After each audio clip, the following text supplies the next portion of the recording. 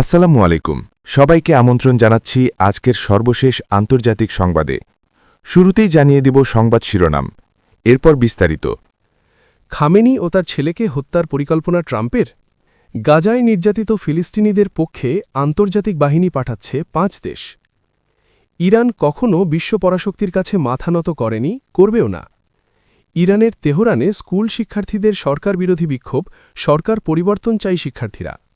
প্রিয় দর্শক, এতক্ষণ শুনছিলেন সংবাদ শিরোনাম, এখন শুনবেন বিস্তারিত।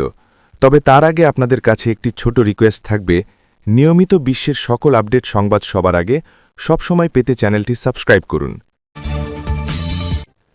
খামেনি ও তার ছেলেকে হত্যার পরিকল্পনা ট্রাম্পের।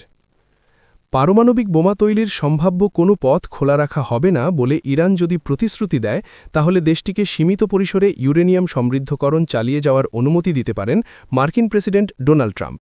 মার্কিন সংবাদমাধ্যম অ্যাক্সিওসের এক প্রতিবেদনে ইরান সংকটে যুক্তরাষ্ট্রের প্রেসিডেন্ট এমন অবস্থান নিতে পারে বলে ইঙ্গিত দেওয়া হয়েছে। প্রতিবেদনে বলা হয়েছে, তেহরান যদি ওয়াশিংটনের দাবি না মানে, তাহলে ইরানের সর্বোচ্চ নেতা আয়াতুল্লাহ আলী খামেনি, তার ছেলে ও সম্ভাব্য উত্তরসূরি হিসেবে বিবেচিত মোজতবা খামেনি এবং দেশটির ক্ষমতাসীন অন্যান্য নেতাদের হত্যার পরিকল্পনাও রয়েছে ট্রাম্পের। মধ্যপ্রাচ্যে যুক্তরাষ্ট্রের ক্রমবর্ধমান নৌ ও সামরিক উপস্থিতির মাঝে খামেনি ও তার উত্তরসূরিকে হত্যায় মার্কিন প্রেসিডেন্টের পরিকল্পনার বিষয়ে প্রতিবেদন প্রকাশ করেছে সংবাদমাধ্যমটি। এতে যুদ্ধ ছাড়াই ইরানের পারমাণবিক সক্ষমতা সীমিত করার জন্য সমঝোতায় পৌঁছানোর ক্ষেত্রে ওয়াশিংটন ও তেহরানের শেষ সীমার মাঝে একেবারে সামান্য সুযোগ থাকতে পারে বলে ইঙ্গিত দেওয়া হয়েছে। মার্কিন কর্মকর্তাদের বরাত দিয়ে অ্যাক্সিওস বলেছে, ইরানের আসন্ন পারমাণবিক প্রস্তাবের জন্য যে মানদণ্ড নির্ধারণ করা হয়েছে তা অত্যন্ত কঠোর, কারণ এতে ট্রাম্প প্রশাসনের ভেতরে এবং আঞ্চলিক পর্যায়ে থাকা বহু সন্দিহান পক্ষকে বোঝাতে হবে তেহরান সত্যিই পারমাণবিক ওয়ারহেড উৎপাদন পুরোপুরি পরিত্যাগ করতে চায়। জ্যেষ্ঠ এক মার্কিন কর্মকর্তা বলেছেন, প্রেসিডেন্ট ট্রাম্প এমন একটি চুক্তি গ্রহণে প্রস্তুত থাকবেন যা বাস্তব অর্থে কার্যকর এবং ঘরোয়া রাজনীতিতে তিনি যেটি বিক্রি করতে পারবেন। গাজায় আন্তর্জাতিক বাহিনীতে সেনা পাঠাচ্ছে 5 দেশ। ফিলিস্তিনের গাজা উপত্যকার নিরাপত্তা ও আইন শৃঙ্খলা রক্ষায় প্রস্তাবিত আন্তর্জাতিক বাহিনীর ইন্টারন্যাশনাল স্টেবিলাইজেশন ফোর্সের জন্য সেনা পাঠানোর প্রতিশ্রুতি দিয়েছে 5টি দেশ। এই দেশগুলো হল ইন্দোনেশিয়া, মরক্কো, কাজাখস্তান, কসোভো এবং আলবেনিয়া। সম্প্রতি ওয়াশিংটনে প্রেসিডেন্ট ডোনাল্ড ট্রাম্পের গঠিত পরিষদ বোর্ড অফ পিসের বৈঠকে এই তথ্য জানিয়েছেন মার্কিন সেনা কর্মকর্তা মেজর জেনারেল জ্যাসপার জেফার্স। যে কয়েকজন মার্কিন সেনা কর্মকর্তা আইএসএফের সার্বিক নির্বাহী দায়িত্বে আছেন, তাদের মধ্যে মেজর জেনারেল জেফার্স অন্যতম। বৈঠকে মেজর জেনারেল জেফার্স বলেন, গাজায় দ্বৈত ভূমিকায় থাকবে আইএসএফ।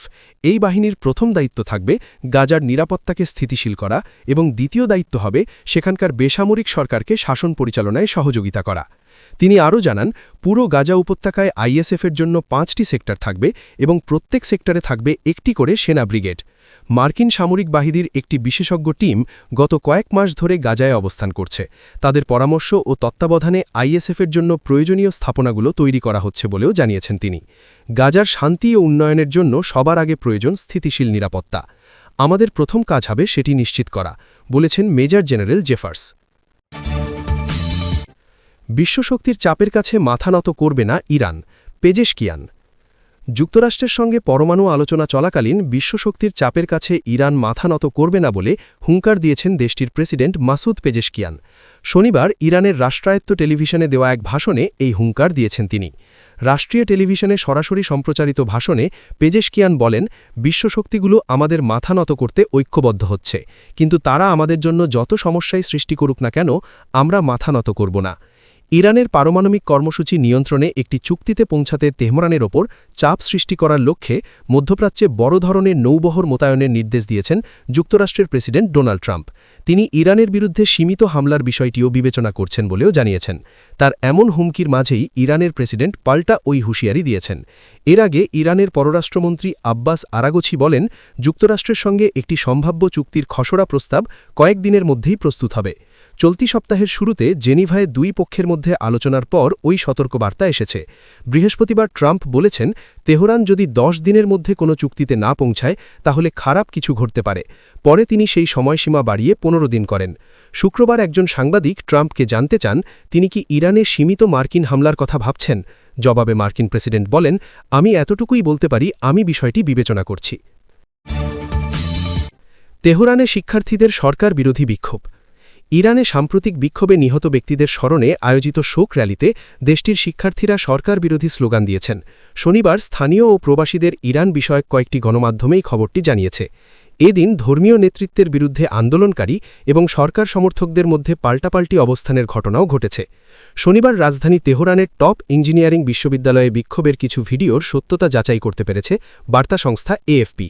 এসব ভিডিওতে দেখা যায় ভিড়ের মধ্যে হাতাহাতি শুরু হয় এবং লোকজন ফার্সি ভাষায় নির্লজ্জ বলে চিৎকার করেন। বিদেশ থেকে পরিচালিত ফার্সি ভাষায় টেলিভিশন চ্যানেল ইরান ইন্টারন্যাশনালের ফুটেজেও তেহরানের শারিফ ইউনিভার্সিটি অফ টেকনোলজিতে বিক্ষোভকারীদের সরকার বিরোধী স্লোগান দিতে দেখা যায়।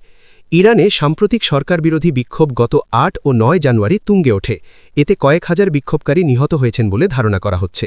শিয়া ধর্মাবলম্বীদের শোক পালনের প্রথা অনুযায়ী মৃত ব্যক্তিদের ৪০তম দিনে স্মরণ করা হয়। এরই অংশ হিসেবে বিক্ষোভে নিহত ব্যক্তিদের স্মরণে চলতি সপ্তাহে ইরানের জনগণ আবারও রাস্তায় নেমে পড়েন। স্থানীয় কয়েকটি গণমাধ্যম জানিয়েছে, শনিবার রাজধানীর কয়েকটি বিশ্ববিদ্যালয়ে বিক্ষোভকারীরা জড়ো হয়েছেন। দীর্ঘদিন ধরে চলা আর্থিক দুরবস্থার জেরে গত ডিসেম্বরে ইরানের রাজধানী তেহরানে বিক্ষোভ শুরু হয়। দ্রুত তা সারা দেশে ছড়িয়ে পড়ে এবং বড় ধরনের সরকার বিরোধী বিক্ষোভে রূপ নেয়। নিরাপত্তা বাহিনী কঠোর হাতে বিক্ষোভ দমন করে। মানবাধিকার সংস্থাগুলোর দাবি, সরকারি বাহিনীর হাতে কয়েক হাজার মানুষ নিহত হয়েছেন। ইরান কর্তৃপক্ষ বিক্ষোভে ৩,০০০-এর বেশি মানুষ নিহত হওয়ার কথা স্বীকার করেছেন। তবে তাদের দাবি, সন্ত্রাসবাদ কর্মকাণ্ডের কারণে এই সহিংসতা হয়েছে, যাদের ইরানের শত্রুরা উস্কে দিয়েছিল। অন্যদিকে মার্কিন ভিত্তিক মানবাধিকার সংস্থা HRANA এর তথ্যমতে সাম্প্রতিক সরকার বিরোধী আন্দোলনে ৭,০০০-এর বেশি মানুষ নিহত হয়েছেন, যাদের বেশিরভাগই বিক্ষোভকারী। তবে নিহতের প্রকৃত সংখ্যা এর থেকে অনেক বেশি হতে পারে বলেও আশঙ্কা করা হচ্ছে। স্থানীয় সংবাদ মাধ্যম ফার্স জানিয়েছে, নিহত ব্যক্তিদের স্মরণে শিক্ষার্থীদের একটি শান্তিপূর্ণ ও নীরব অবস্থান কর্মসূচি ছিল, কিন্তু স্বৈরাচার নিপাতা যাক এমন স্লোগান দেওয়া শুরু হলে তা পণ্ড হয়ে যায়। ইরানের সর্বোচ্চ নেতাকে ইঙ্গিত করে এই স্লোগান দেওয়া হয়েছে। প্রিয় দর্শক, এতক্ষণ শুনছিলেন বিশ্বের সর্বশেষ গুরুত্বপূর্ণ আপডেট সংবাদ। ভিডিওটি ভালো লাগলে একটি লাইক করুন, কমেন্ট করে জানান আপনার মতামত, শেয়ার করে আপনার বন্ধুদের মাঝে ছড়িয়ে দিন। নিয়মিত আমাদের এই চ্যানেল থেকে বিশ্বের সকল আপডেট সংবাদ সবার আগে সবসময় পেতে চ্যানেলটি সাবস্ক্রাইব করে আমাদের সাথেই থাকবেন।